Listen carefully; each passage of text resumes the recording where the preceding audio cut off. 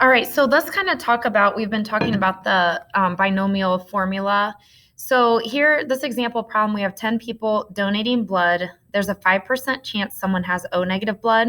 So find the probability exactly 2 people have O negative blood. So where we want to kind of get started is we know this is binomial. They have O negative blood or not, and we know there's 10 people.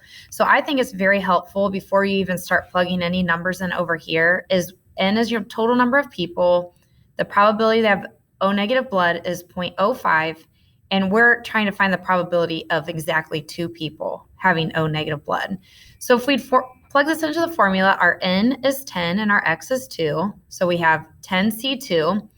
Our probability is 0.05. Get that out of the way a little bit here. Squared. And then I don't write 1 minus 0.05. I just kind of do that in my head. If this is a 5% chance, this is going to be 95% chance. And if this is a 2, this is going to be an 8. It's like 2 people have O negative blood and 8 people have a different type. And then we just type that into our calculator, and here's the answer. But I want to show you how Desmos is really awesome to do binomial distributions. So if we go to Desmos, and you just have a blank screen, and you have to spell it correctly, binomial, and then dist. And do you guys see how it kind of went from italicized to, straight up and down letters?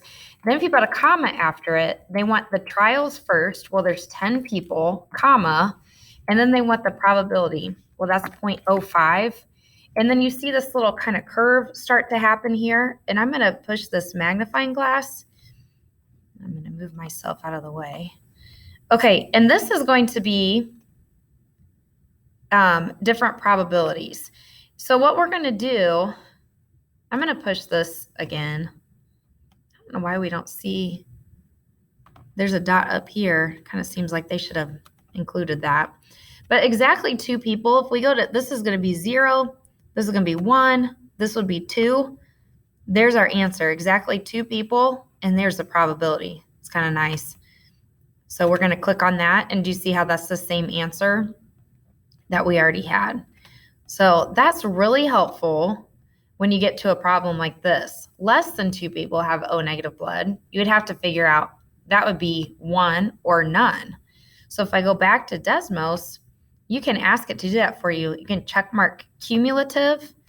And I want to know basically 0 people to 1 person, because don't you agree that's less than 2? And see how it makes these blue lines here, and it adds up those for you. So the answer is, and you don't need to write all these digits, I would just call that 0.914. So that's how you can use Desmos to help you do binomial distribution.